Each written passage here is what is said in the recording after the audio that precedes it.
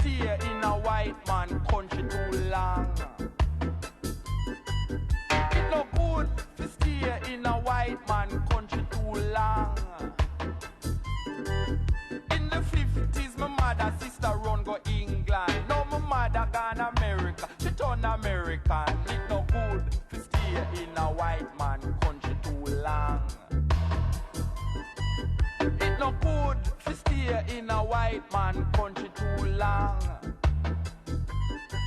So you left Clarendon to go a Brixton, and you check the things cool in a Liverpool. But you know Powell didn't know that things would get a blow. It no good to stay in a white man country too long.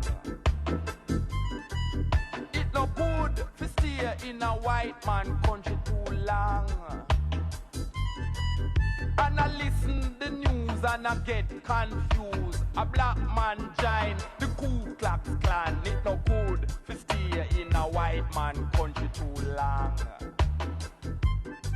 It no good to stay in a white man country too long. If you're white, it's alright. If you're brown, stick around. If you're black, get back, or you better attack. It's no good to stay in a white man country too long. It's no good to stay in a white man country too long. Now the fire I go burn and the blood I run. A time Big Ben really tumble down. And Ta say him a go burn a chalice. But me say, him should have burned down the palace. It's no good to stay in a white man country too long. It's no good to stay in a white man country too long. Hear why? When you're there, you say, hey sir. When you go there, you say, hey mate, it's getting late. It's not good to stay in a white man country too long. It's no good to stay in a white man country too long. So them shoot Reagan, them shoot the Pope, them shoot after the Queen, and you take it for a joke. It's no good to stay in a white man country too long. It's no good to stay in a white man country too long.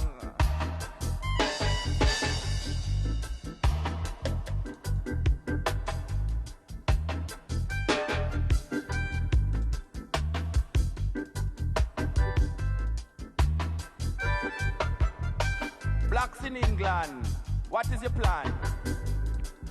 Blacks in England, check the time. Skinhead them now, check them crime. Blacks in England, find your land. Cause it's no good to stay in a white man country too long. It's no good to stay in a white man country too long.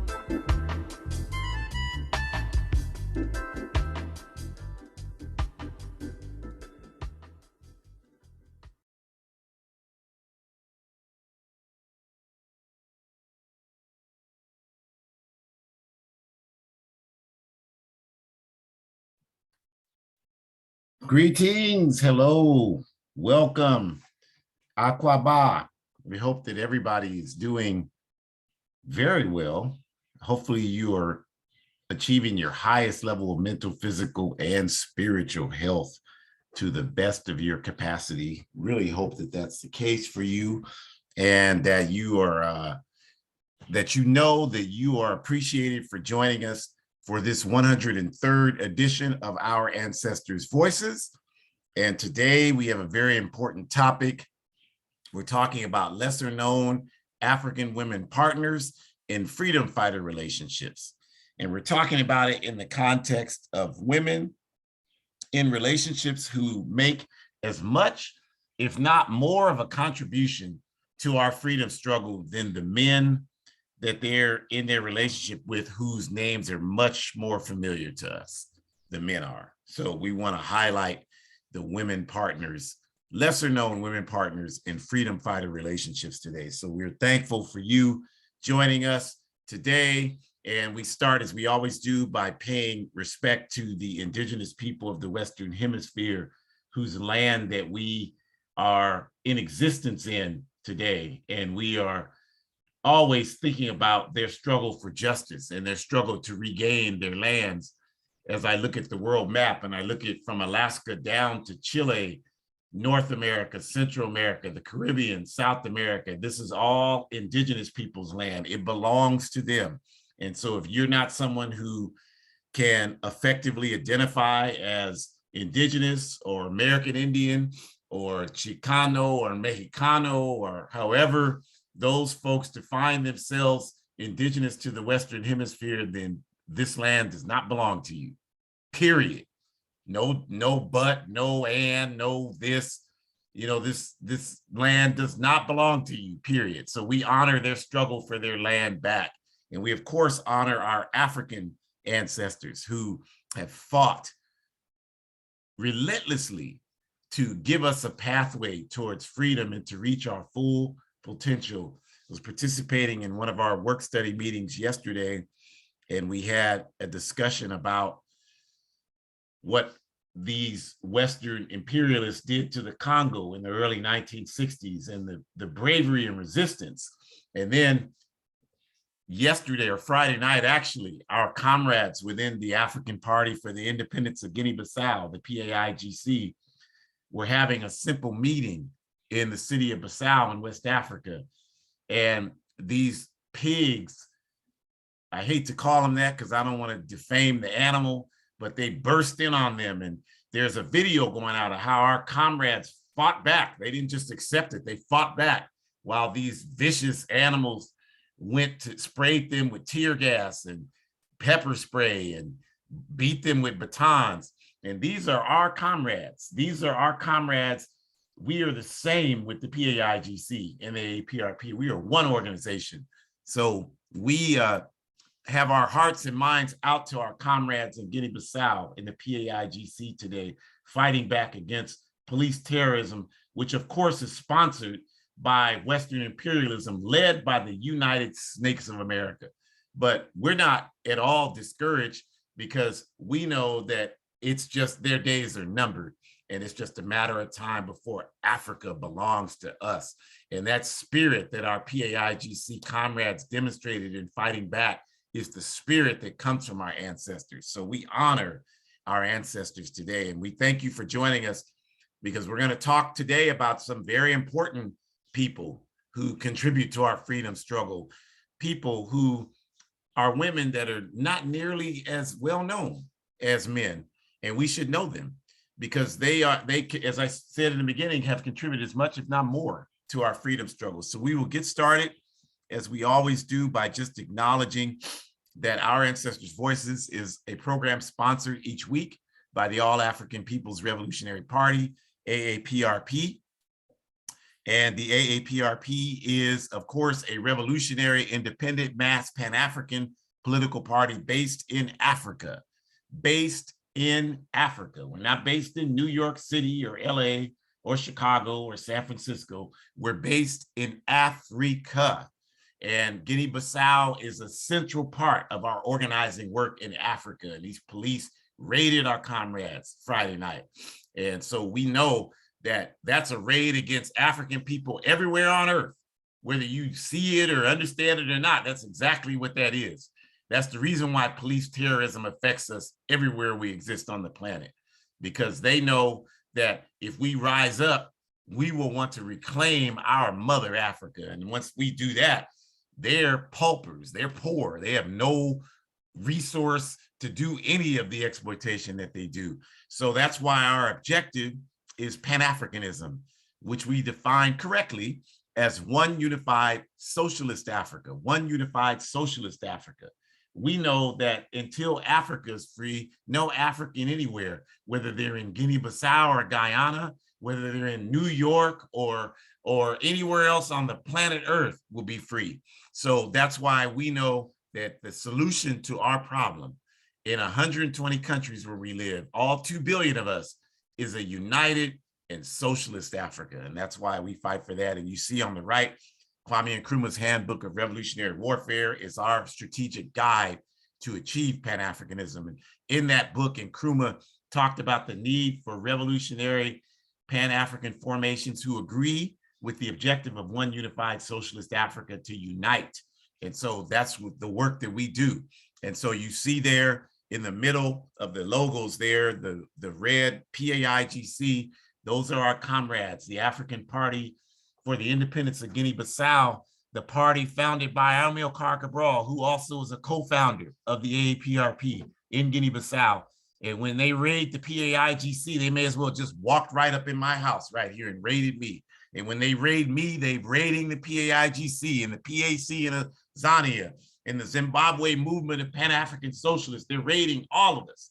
And the minute we get that understanding, we will be free. When the sun follows the moon, we'll be free. So that's our objective. That's our work. And as we mentioned, we achieved that through organizing for Pan-Africanism. And this program, Our Ancestors' Voices, is hosted each week by myself, Ajamu Umi, and my daughter, Shakura Umi. We are both active and militant organizers within the All-African People's Revolutionary Party. And so we thank you very much for joining us for this hour. And we start, as we always do, I'm going to turn it over to Shakura. Greetings, greetings, greetings, y'all. What's going on? Hopefully y'all are in good spirits and doing well. I just wanted to start off by saying that, you know, these workshops are so important. These seminars are so important because it's a way for us to enhance our political education. For those that don't know, like I've been a part of the party. I think it's been a year and about 3 months now. And so I'm still learning, I'm still growing. Part of what makes being a great organizer is having humility and understanding that there's always more to learn. My dad and I literally probably use that word at least once a day. I feel like when we have our conversations and interactions with one another, and we talk about how a lot of people in this society actually lack that humility, right? They lack that ability to be vulnerable and to understand that they don't know everything. And that's okay, because the whole purpose of resisting imperialism, the whole purpose of resisting capitalism is because you need to grow and you need to unlearn all the lies that they have taught you. So why would you want to be content with knowing quote unquote everything, which A, is impossible, and B, wouldn't even lead you into a quality of life or a quality of life outcome, because you don't know anything that's based on truth. You don't know anything that's based on humanity, and you don't know anything that's going to help enhance or evolve humanity.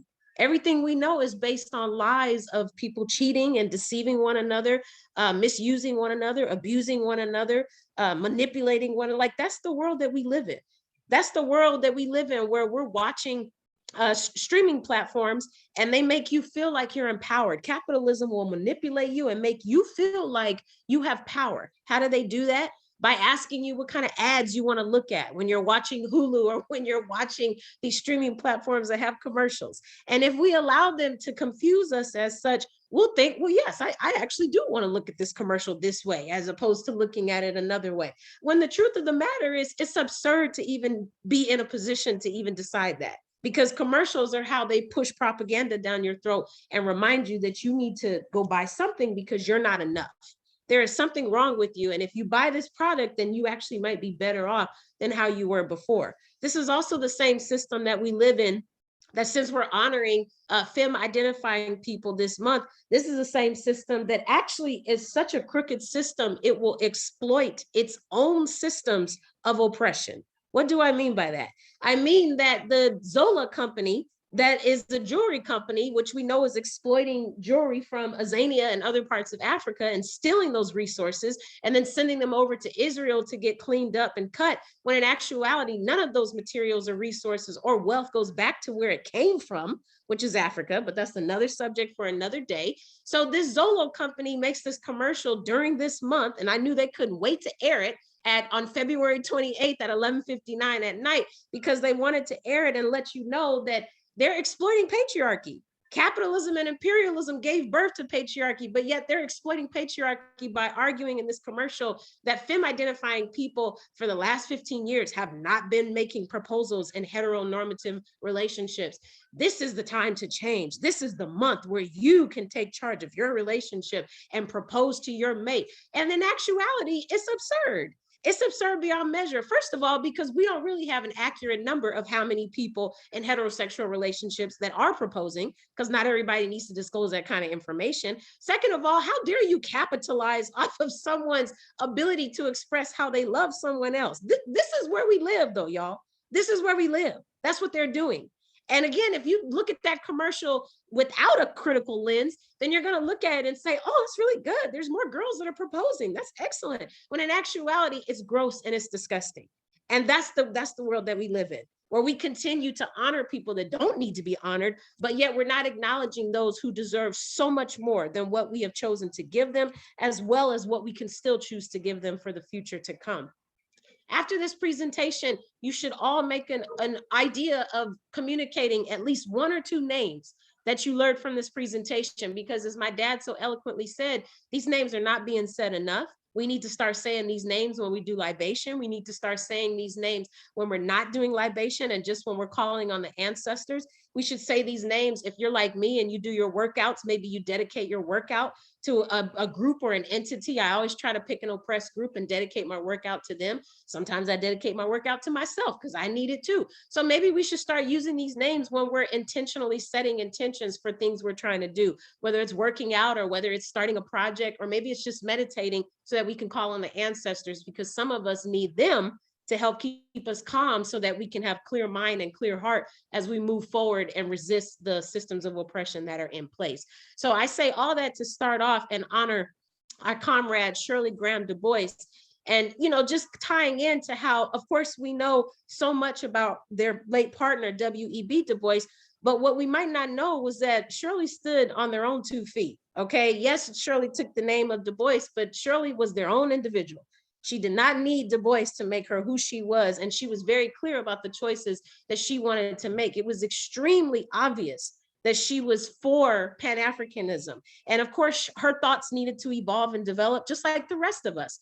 The rest of us don't come out the womb being Pan-Africanists. I mean, we might, but there's a small percentage, microscopic even, of those of us that can do that. Again, we're born into a system that doesn't value human beings. So it's very hard to be a Pan-Africanist because that system does value human beings. You have to take time to learn how to unlearn the nonsense so that you can truly do the research and enhance your political education by joining an organization that's working for justice. And then when you're able to do those things, that's when this Pan-African road starts to become more well lit for you. You start to take more steps, you start to walk with more confidence, you start to have more conversations where you can just shut down nonsense very quickly because you already know that it's nonsense. You already know that it's not worth your time. And you also know, shout out to our comrades, Salifu, shout out to our comrades, Onisamu, because we also understand, I learned from those comrades, if you do understand that the rhetoric people are pointing to you is BS,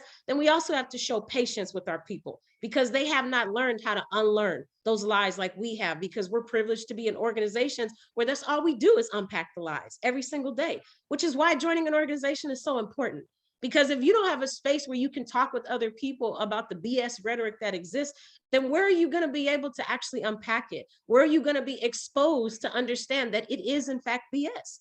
If no one else in your life is telling you something different, then you're just going to continue to be on autopilot and you're not going to be critical and you're not going to see the need to be critical, which means you're going to allow the capitalist imperialist rhetoric to feed you that nasty piece of stuff on that spoon, and you're going to just take it down your throat and then intoxify your entire body, mind, body, and soul, because you don't see a problem with literally consuming the nonsense. That's really what we're talking about here. So we got to continue to unpack that. And we have to think about our ancestors like Shirley, because Shirley paved the way. Shirley paved the way, and Shirley was fierce and brave and didn't care about what no one said. Shirley did what they had to do because she understood this is what needed to be done. We're talking about sacrifice here, which a lot of us still don't understand what that really, really means, but Shirley understood that. So as I said, Shirley did activism in their own right. She moved to Ghana because she became an advisor to Kwame Nkrumah. She became an advisor to the first president in Ghana, you all. She was an advisor to him. We're not just like talking about we're going to the grocery store to get eggs and Shirley was an advisor to Kwame, like she was the first. Okay, to the first president of the country. Like, this is amazing. that she did that work. It's amazing that Nkrumah entrusted her to do that work. We've talked about how amazing Nkrumah was. So for him to ask her to take on this position, obviously that means she had integrity beyond measure, which means she was worth us considering why we should learn more about her, because this comrade knew what it took to have some heart, basically, and to help use her heart it would make a difference for humanity. Shirley also made it very clear that she understood the importance of media and media disseminating truth and integral messages. So Shirley helped contribute to start the first centralized main television show in Ghana as well. So another way for comrades to get information was because that show was centralized and more mainly centered, I'll say, than other television shows at that time. She connected Malcolm X and later Kwame Ture with Kwame Nkrumah. So again, connecting the dots and helping our comrades who were eventually able to go back home to connect with Kwame Nkrumah so that they too could be engaged with the struggle. And as I said before, develop their Pan-Africanist values, develop their values and their ideologies, and help us better to understand why it was important to connect home. I'll never forget when we were talking about Malcolm in our work study circle, and we mentioned that, you know, he understood from the get-go that Africans in the US were not being treated right. He also understood that some of our other comrades of our Asian and Pacific Islander and our indigenous comrades were not being treated right. But Malcolm centered a lot of his speeches before going home to the experiences of Africans in the US. It wasn't until he got home for the first time that he came back to Harlem after he had been at home and did some speeches. And he said, I now understand that what's happening in Mississippi, specifically Canton, Mississippi, is happening as well in the Congo. He literally said that. He said, I now understand that what's going on in Zimbabwe is also happening in Cuba. What's going on in Cuba is also happening in Venezuela. What's going on in Venezuela is happening in Oakland, California. There are no differences. And Nkrumah said the same thing. Garvey said the same thing. Everywhere you go, Africans are under attack. That's what they all said. Why? Because that was the common denominator.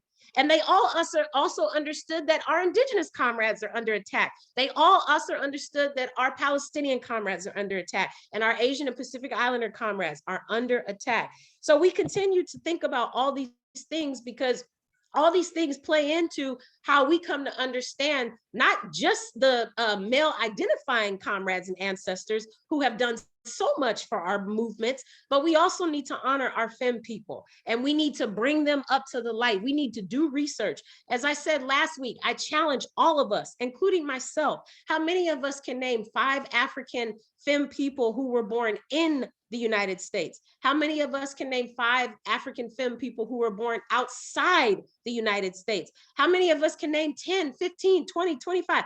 How many of us can name 1,000? We really need to get to that point because that's how we're going to teach our youth and enhance their political education. We are not dissing our comrades like Nkrumah or Garvey or Du Bois because they are so phenomenal and so significant. That is without a doubt. But so are our femme African folks just as much, if not more, personally speaking. So we need to honor them. We need to honor the fact that Shirley was an anti-imperialist organizer. Do you understand how much bravery and camaraderie and courage that had to take for her to take on that position? And sure, she could be the advisor to Nkrumah and still not see a problem with imperialism. So for her to see a problem with imperialism and have those ideas and ideologies with her, that also made her a target for defense and for destruction. But she still stood in her right because she knew what was right and she didn't back down. This reminds me of when we did our seminar where we talked about the importance of committing to your values and your principles. Shirley clearly understood that. And we honor Shirley today, and we thank Shirley for paving the way for people like me to be sitting here now talking to you because her blood and her energy and her phenomenon runs through my veins. And I am so grateful that she was interested in taking the stand for the people. Next slide, please. Awesome, thank you. So the next comrade I want to talk about is Elizabeth Sabiko, and I really hope I'm saying that last name right. I know you'll correct me if I'm wrong, Daddy. So Elizabeth was a strong organizer with the Pan-Africanist Congress of Azania. And as you all know, we name Azania as the natural name that it is. The colonized name is South Africa. So change your language and start saying, well, you know, in Azania, Stop saying South Africa, because that's not the name, unless you want to encourage colonialization to continue, okay? So Elizabeth was an organizer with the Pan-Africanist Congress of Azania. She was partnered with David Sabiko of the Pan-Africanist Congress as well. So they both were organizers, right? So we continue to talk about how important it is to be a part of an organization. And we see that with Elizabeth. Elizabeth made it very clear that they understood the importance of organizing, so much that Elizabeth started centering her work around the work that needed to be done to resist the apartheid movement. And so because of that, she became a target of danger. She had threats coming her way. People knew her name, and things would happen that would make her be, things would happen where people tried to make her be feared.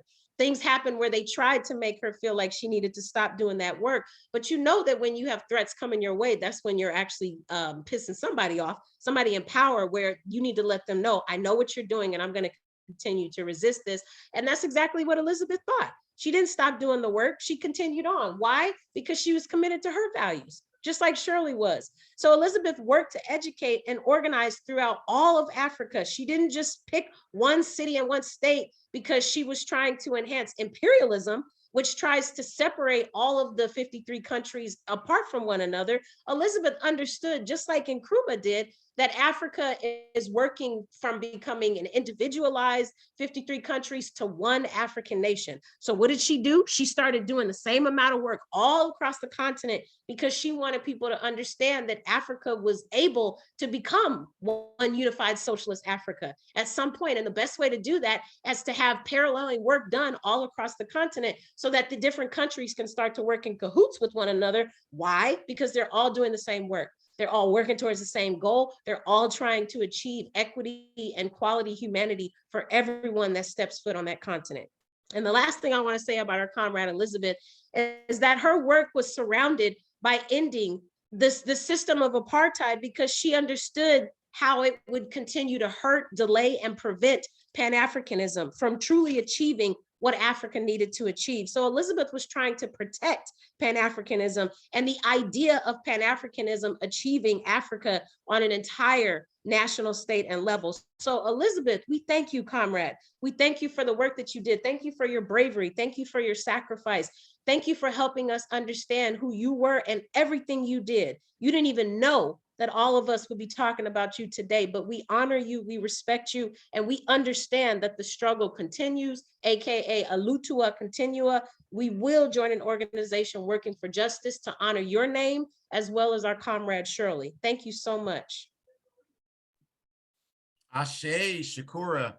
And I think something that's really, I think, cool to mention is there's no way you would remember this because you were a baby, but what happened is because of the work of the Pan-Africanist Congress of Azania and the work of dedicated comrades like Elizabeth Sabeko and her husband, David.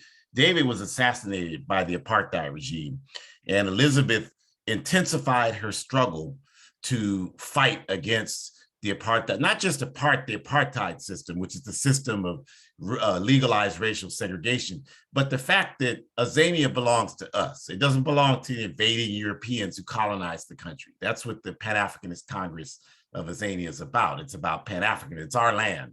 It's not, it doesn't belong to the European people who dominated. So she continued her work, but she, like most of the activists at that time, were forced out of the country, because had they stayed there, they would have been either killed or imprisoned.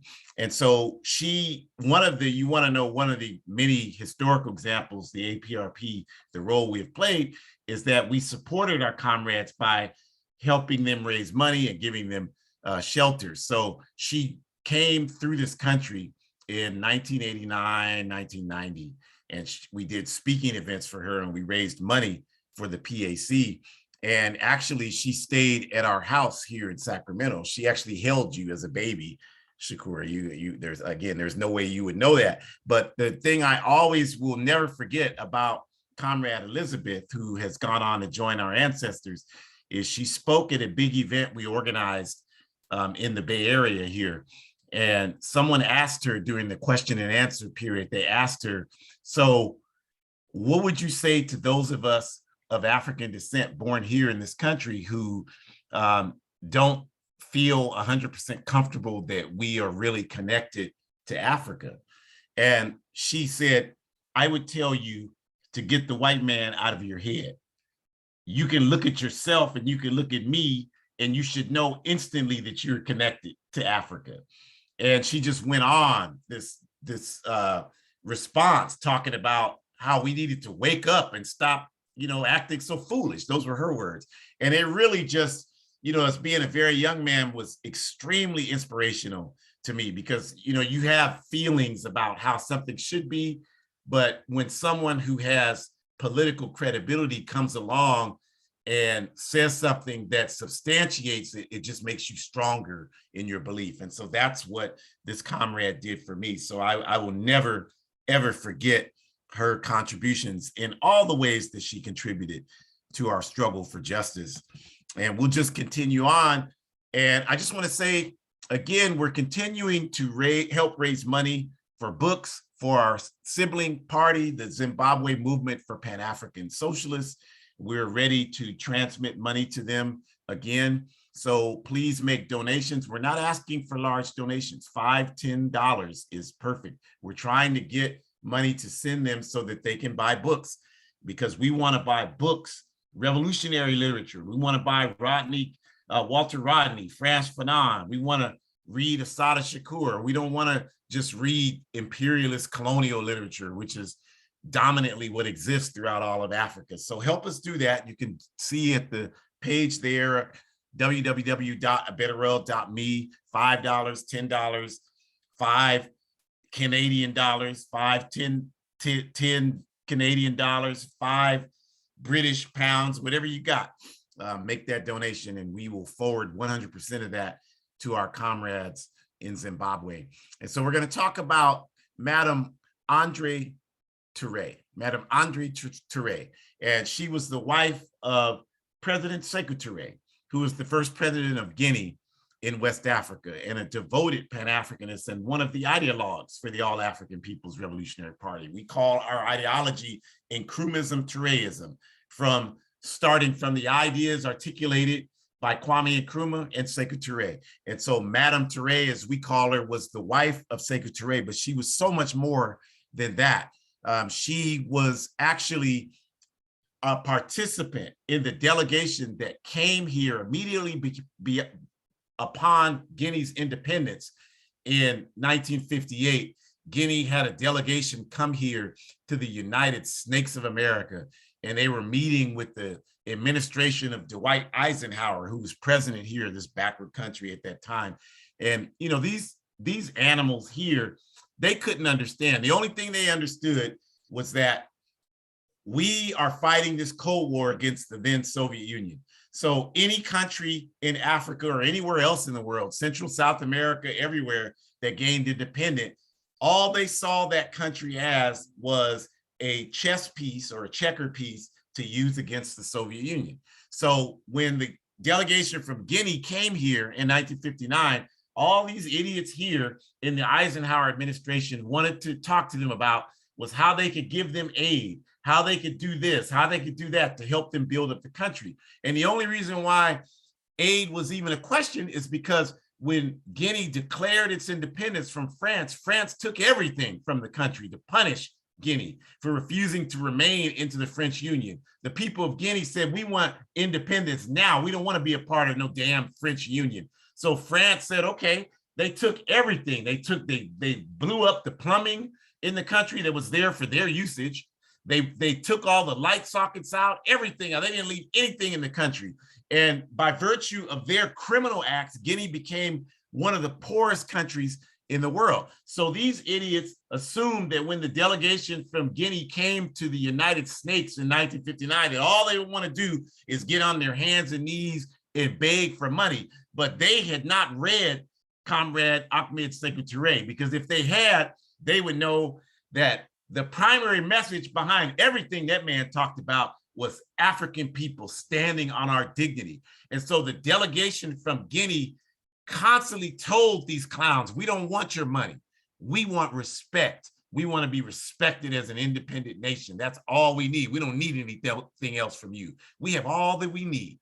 to build our country up. And you can't help us build it anyway, because you're not interested in building anything for Africa or African people. And she was a part of that delegation. And they shocked these idiots here by demanding that they tour the southern US.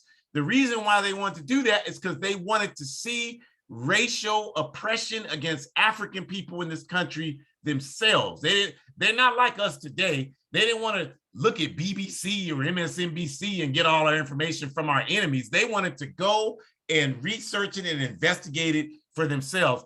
And if you read the accounts from these clowns here in this government at that time, they could not understand why everything they asked the delegation from Guinea, they would ask Secretary, and everything they asked him, he would tell them, well, I have to check with the delegation. He'd have to check with Madame Touré. He'd have to check with the other delegates. They didn't understand that. And she was one of the most militant voices challenging the US state officials when they were in the southern US about how our people were treated here. See, we got to get beyond this confusion. Well, I ain't no African. What did Africa ever do for us? Here is a presidential delegation coming from Africa, challenging this government about its racist treatment of African people here. And you don't think that that had an impact? Well, we can show you how it had an impact, because just a couple of years after that, Madame Touré, so fired up by what she saw here and so fired up by the discussion she had with activists on the ground when they were here in 1959, and understanding that and building upon that and building relationships. By the time the civil rights movement fully exploded on the scene in the early 1960s, she was one of the main people encouraging her husband, we need to bring some of those young Africans, talking about Africans here in the US, to Guinea, because we can help them, we can inspire them, we can do that. And so that's what happened. That was the reason. She was a major part of the reason why the Student Nonviolent Coordinating Committee had a delegation that went to Guinea in 1964 under the invitation of the Democratic Party of Guinea and Secretary and Madame Touré. And John Lewis, who just died, I guess last year, year before, something like that, the congressman, was the SNCC chairman at that time. He went to Guinea. Ruby Doris Smith Robinson went to Guinea. She was so inspired when she had a baby, she named her son Sekou. Miss Fannie Lou Hamer went there and was so inspired because here, this woman who was from Mississippi and who was disrespected from the day she was born was able to go to Africa, you all, and sit down and be treated like a diplomat by heads of states in Africa. And you sitting here in 2022 talking about, well, what did Africa ever do for us? Well, what Africa did for us is showed us that we are not who these people want to convince us that we are, that we're so much more than that. And that energy was a major force in inspiring SNCC to become even more militant.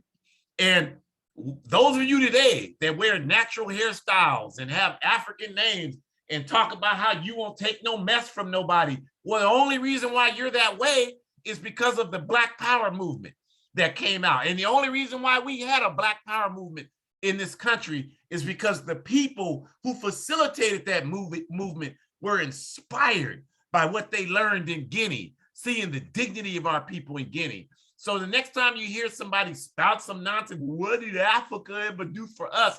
Tell them, do that dirty 4-letter word, read something, and stop spreading so much ignorance. And so we have to pay homage and respect to Madame Touré, because she was a central part of everything I just described for you that all of us hearing this benefit from. And when Secretary died in 1984, the reactionaries, backed by the Criminals in Action, CIA, rounded up all of the leadership of the Democratic Party of Guinea, of which she was without question a part of that leadership. And this woman spent 8 years in prison, and all she had to do was just denounce the work of her husband, and she would have been given all of the comforts that she could have imagined. But this woman had dignity.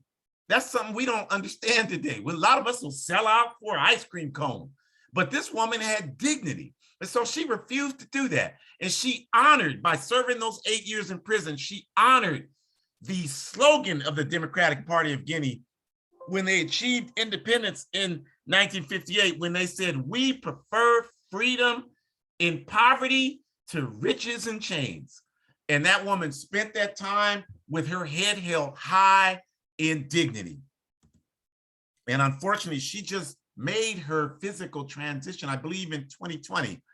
And when I got the news, we got the news from our comrades in the Democratic Party of Guinea.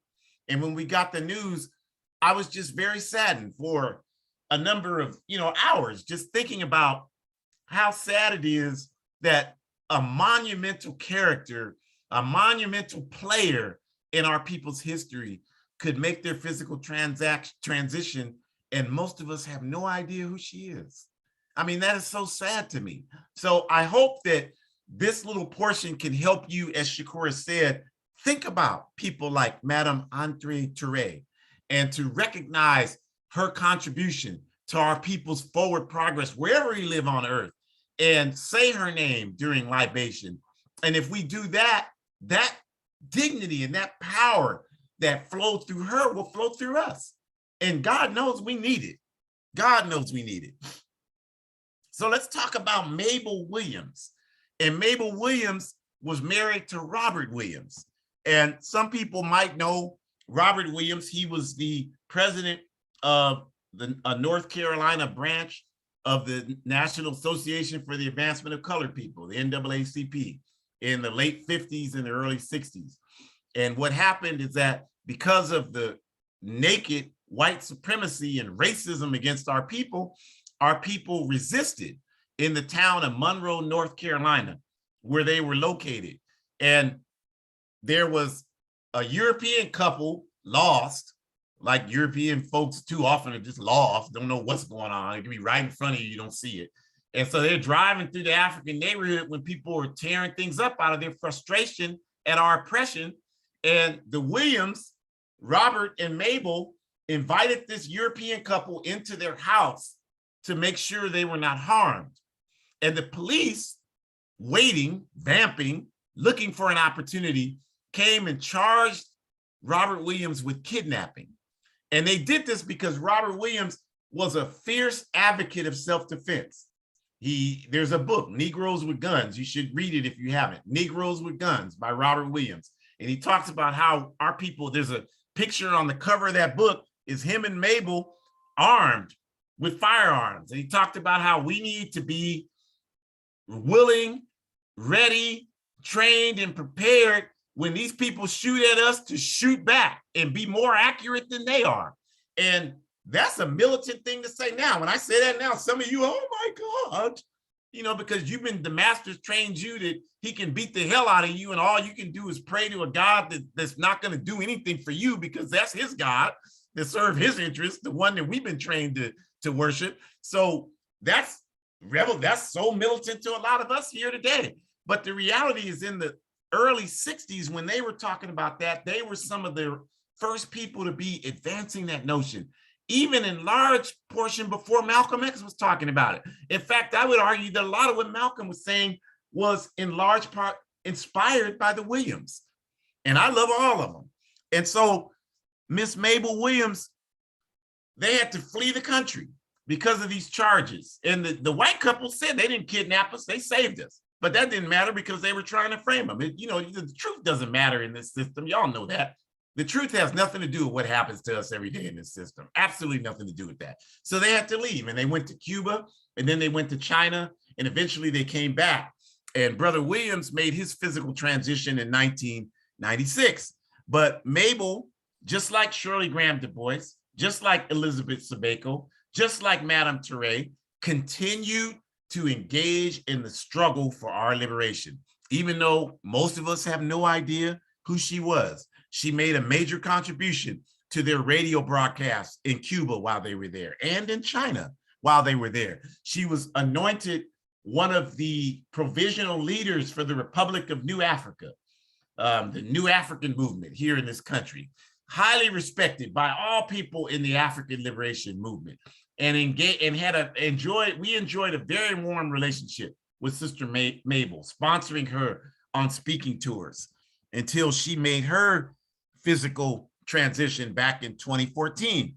But the point is that from the time until this honored comrade made her last breath, she talked about the need for African people to get organized, and that when people are oppressed, they have a right to look to any option available to them to free themselves. She didn't say, well, this is why you don't know who she is. She didn't say, well, we got to vote. You got to get out and vote. Well, what if they're beating the hell out of us? Well, you got to vote. You got to vote a policeman in that instead of beating the hell out of you 30 times, maybe only will hit you 3 or 4 times.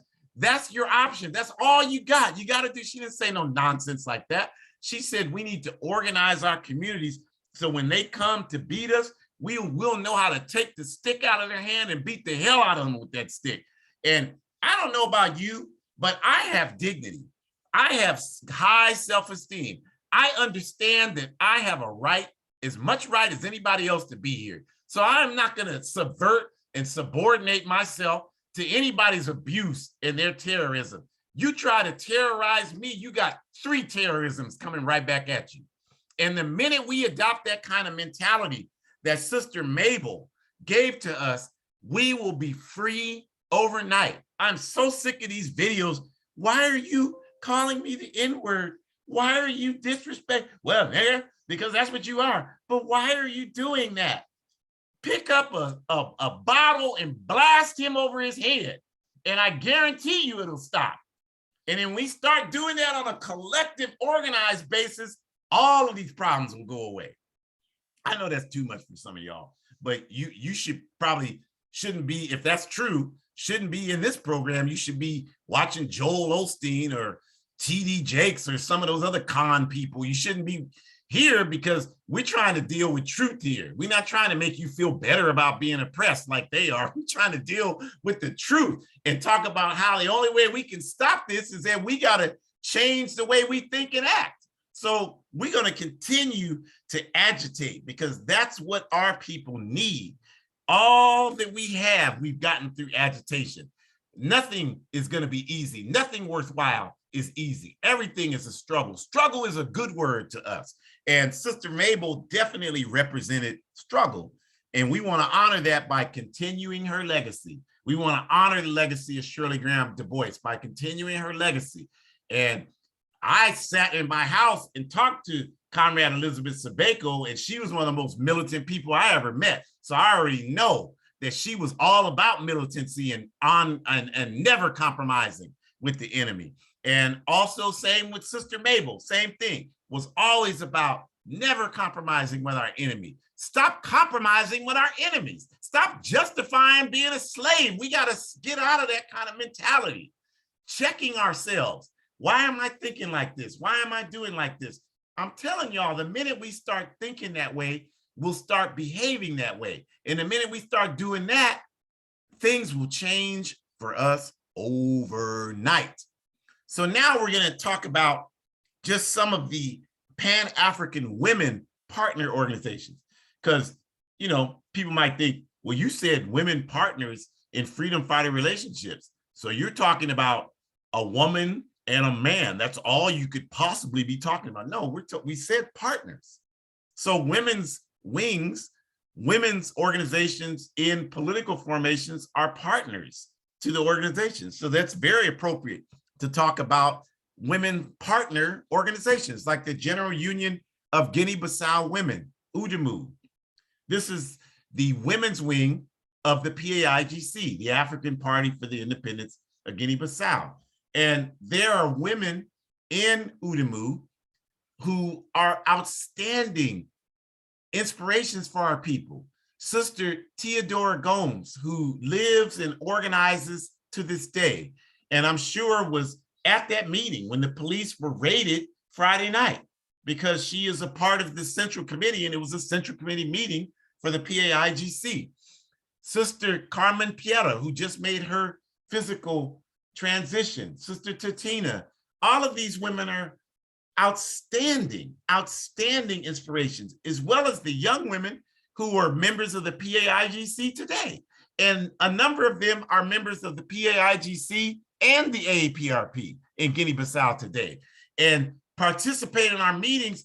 And every time they open their mouth, they have something to say that's inspiring, because these people ain't playing with this struggle. They're 100% dedicated to ensuring that our people get free. So we want to give a strong shout out to our sisters in the General Union of Guinea-Bissau Women, several 100,000 strong, million strong, UDEMU of the PAIGC, the African Party for the Independence of Guinea-Bissau. They are an inspiration for African women and all women concerned about justice everywhere on earth. And they've been around since the 1960s, and they will continue to be around. In fact, they will never die. They will simply multiply as we begin to unify all of our women's organizations. And another one is the Organization of Angolan Women in Angola, which is another organization. An important point to make about these women organizations is that a lot of these questions about patriarchy, I hear a lot of men talking about patriarchy. I see it on YouTube. I see it all the time. Men, I don't get it. I really don't, because I wouldn't be advancing. No, like, to me, that's, you look like a fool talking about patriarchy. Like, you don't even know, you don't experience it. I mean, I talk about it just in the context of what I've learned in our organized studies, but I'm not advancing my individual opinion on nothing like that. That to me is incomprehensible, but I see it all the time. And one of the things that I always think about is, if people have questions about how women feel about certain things, like polygamy, for example, why wouldn't you first go to women's organizations who deal with polygamy? Like, women's organizations in Africa should be, would seem to me like the most logical place to go first to get an opinion on polygamy. Like, if I'm talking to you about polygamy and all you know about polygamy is what somebody like Umar Johnson told you, I can't take you seriously. I can't take you, you're not serious.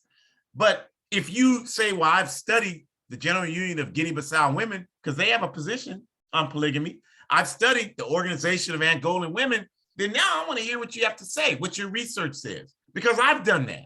And I know that none of those organizations will have an official position supporting polygamy. They don't have that. So what does that tell you? So once I see that, they're the ones who are subjected to it. You're not. You're a man. You're not subjected to it. So once I see that, the discussion is over for me. I know what I need to know. So I don't understand why people don't look to these organizations who have done work and established positions. Well, I know why they don't look, because they don't really want the real answer. They want to continue to engage in a practice that doesn't hold them accountable to what's in the best interest of women, because they don't care about that when all is said and done. So we give respect and honor to the Organization of Angolan Women, that both of these organizations fought against Portuguese colonialism and fought inside of the PAIGC and the Popular Movement for the Liberation of Angola, the MPLA, to ensure that patriarchy was challenged within the liberation organizations, because we are all trained and conditioned by patriarchy. Any man that sits up here in 2022 and beyond, I'm not sexist, that's a dumb man that says that. You don't even know what you're talking about. And African people, we shouldn't have to tell you, African men, we shouldn't even have to explain this to you. All we have to do is tell you, think about the last time somebody white told you I'm not racist, and how you responded to that. You finally like, yeah, okay, you the one I need to stay away from the farthest. So if you understand that, then you understand how silly you look when you say I'm not sexist. Of course you are. The best you can do is struggle against being sexist. That's the best you can do. Just like the best a European can do is struggle against white supremacy. But as long as the system is in power, you're never going to be able to not be white supremacists. None of us, all of us are imbued with white supremacist values. All of us are imbued with patriarchal values, each and every one of us. So stop all this nonsense and let's get to work and deal with the real issues so we can solve it. So what these organizations did is simply make an honest attempt to address these issues and continue to do so to this day. And for that, we honor them. The same with the Pan-African Women's Union, which evolved out of the liberation movements and exists on an international level and does some work designed to try to raise consciousness around these issues. So we honor any effort at organization that's designed to try to make the world a better place. And of course, we have to honor the All African Women's Revolutionary Union, the AAWRU, which is the women's wing for the All African People's Revolutionary Party. And the AAWRU has had a outstanding record of contributions. Everything the party has done. When Reagan's administration in 1986 bombed Libya and said nobody in the US can go to Libya, we said that cracker is not going to tell us we can't go home to Africa. That's insane. So we began organizing trips to go to Africa to defy the ban against travel to Libya at that time. And Kwame Ture asked Minister Louis Farrakhan to lead the delegation, and Minister Farrakhan agreed to do your history, and you can know all this. You know, don't accept my version of it. Study it yourself. Minister Farrakhan accepted and led the delegation, and these delegations went there, and we always, each and every time we went, there were members of our All African Women's Revolutionary Union heavily involved in organizing the delegations and organizing the political movement. And a lot of how people look at Libya today, because people look at Libya today and they're like, okay, they sabotaged Libya. A lot of that would not have happened were it not for the work that was happening in the 80s and 90s and the 2000s around raising consciousness around Libya. And a lot of that work was led by our woman cadre organizers in the APRP. There's far too many of them to name, but I work with them, have worked with them for years and know their dedication to the work. And so they deserve respect and honor, and you should know who they are. So when you think of the APRP, you should always think of the AWRU. When you think of the MPLA, you should always think of the OWA. When you think of the PAIGC, you should always think of UDEMU, because without those women's wings, these organizations would be nothing. They would cease to exist. So we honor the AWRU and we honor all of these women organizations. And we ask you to always make it a point, as Shakur said, say their names in libation. We have to lift up our women comrades, our women liberation fighters. Say their name. And I say women liberation fighters. We're not lifting up bourgeoisie women. We're not lifting up women who speak for the capital. I mean, Kamala Harris, that's embarrassing, y'all, to support Kamala Harris. She got up there the other day to talk about Ukraine and she sounded like a fifth grader. She probably didn't even know. I bet you if I had $100 and she was standing right here with me in front of my map I have on my wall, and I told her, I'll give you this $100 if you could point to Ukraine in 5 seconds, I bet she couldn't do it. And she's the vice president of this country. It shows you how dumb you can be and be in leadership in this country. It doesn't require, all you have to do is be able to fit and play a certain role and jump and dance when they want you to dance and do that. It has nothing to do with your intelligence. And it certainly has nothing to do with your dignity and your integrity. It has nothing to do with any of that. And some of us just want to look at Trump. Well, Trump is just the worst example of it. I don't even think he's the worst. I think they're all bad. They're all just, some of them are just slicker than him. Obama's much slicker. Trump's an idiot, just an idiot with some money. So he says, I don't know what he has. He probably doesn't have any money. But the point is that we got to learn how to dig deeper. Like, how could you, I don't understand how somebody could admire all these sisters we're talking about and Kamala Harris is who you admire. I mean, oh my goodness. Like, that's like somebody telling me, well, you need to, entertainers or who you need to, why are you looking at Malcolm X and Kwame Ture and Assata Shakur when you got Too Short and Drake and DJ Khaled? Like, that doesn't even make any sense, even to an alien that landed here and had never spent time and knew nothing about planet Earth. If they heard that, they would say, that is so insane. But like Shakur said, this is where we live. This is where we live. So we thank you all for coming. We hope you remember some of these names. You can go to abetterworld.me and get all of these presentations. So if you forget the names, you have no excuse. You can go there and grab the presentation off of YouTube and you can look at it. So we want you to say these names. We can't just we got to be bigger than just Destiny's Child, but we do want you to say my name when we talk about these African women. Please do that, you all. It's the least we can do to honor the contributions they made to us. And so we want to ask you to join us next week. We'll be here, hopefully. That's our plan. And next week, we're going to continue our honoring our African women. We're going to talk about recognizing revolutionary African women's wings. So we talked a little bit about women's wings today. We're going to talk much more about who they are, what they do, how they function, how we can learn more about them and get engaged in supporting them. So we're going to talk about that. So we certainly want to invite you to come back next week, same time, same revolutionary station, and participate in that. And then we also want to ask you again to go to our shop. We have an AAPRP Forward Ever shop, and there's the link there. You can order, like I have in the picture there, hoodies that say African period. And there's so many different clothes you can wear. And I have to order, we have hoodies with our AAPRP look. Somebody stole mine when it was delivered off the porch. And yeah, that was 2 weeks ago. I'm still looking around for, I hope somebody, and if they're wearing a party logo, I have to appreciate and respect that. But then at the same time, I definitely, that person is going to have to deal with the fact of how they got, where they got that from, because I got to order it again. And I don't mind, because the money goes to our party and our party needs the money. But you can offset that by making a contribution and getting some clothes to wear and spreading a pot. Stop walking around with Nike and Adidas and all that nonsense on, to Coca-Cola.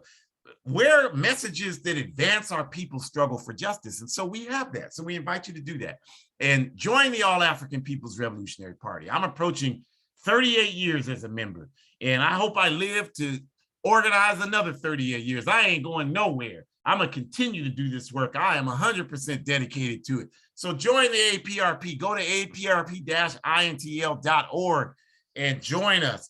We would love to have you. And as I said, you can go to abetterworld.me and you can get all these videos. If you forget these names of these wonderful African women, you can go to that site. You can get the video. You can write the names down. You can say them during libation. You can do further research for your children. These are the kind of things that we should be doing, you all. And we want to ask you to do that. You also at that site can donate. As I said, we're raising money to buy books for our comrades in the Zimbabwe movement for Pan-African Socialists. We've been sending them money. You all are making donations. We greatly appreciate you for doing that. We're not asking for large donations, $5, $10, $15, $20 will do. We just want to get as many as we can, send them money when we can send it, and make sure that we can get the kind of revolutionary literature on the ground that can help us have work study processes all over the African world. And I am an editor for the Hood Communist Collective.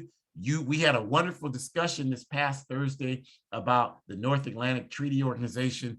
You should participate in our Telegram events. There are wonderful articles on there about not only the situation in Ukraine, but African women, Women's History Month, all of the challenges that are associated with how we celebrate bourgeoisie women and not revolutionary women. So you should check out hoodcommunist.org. It's an outstanding example of independent revolutionary African voices. And if you don't support it, I don't know who you think is going to support it. So we need you to do that. Spread the word. We have all these broadcasts here, APRP Pantula podcast on Mondays. Please support that one. APRP Revolutionary African Women, which is the last Saturday. Please support that one. Forward Ever broadcast, please support that one. Our comrades in the Bay Area have the film series. Please support that one. APRP New Mexico weekly newscasts at 12 noon Mountain Time. Please support that one. They've been doing theirs just about as long as Shakur and I have been doing this one, if not longer. So please support that. And my book, people are still buying it, using the money to organize work. We had a wonderful session yesterday in the park here. We read an article about NATO. The people that we had, a lot of them never heard of NATO before, didn't know what it was about. We had a vibrant discussion, and we practiced some very easy but effective self-defense moves. So the way that I fund that, I print articles for reading for people every week. Everything is through the small royalties I get from my book, A Guide for Organizing Defense Against White Supremacist, Patriarchal, and Fascist Violence. So please buy it. It's only $8, hard copy, paperback, or whatever they call it. And it's I think, a significant contribution to the discussion about how we get free. So we thank you for joining us today. We invite you back next week. Hope you come. Hope you go to our site. Hope you do all these things we talked about, because organization is the weapon of the oppressed. Kwame Ture. Join an organization working for our people. Forward ever, backwards never. One unified socialist Africa. Capitalism, we're going to dissect it piece by piece and destroy it and replace it with the total liberation and unification of Africa under scientific socialism. We appreciate you. We want to ask you to have a very safe and a wonderful rest of your Sunday evening.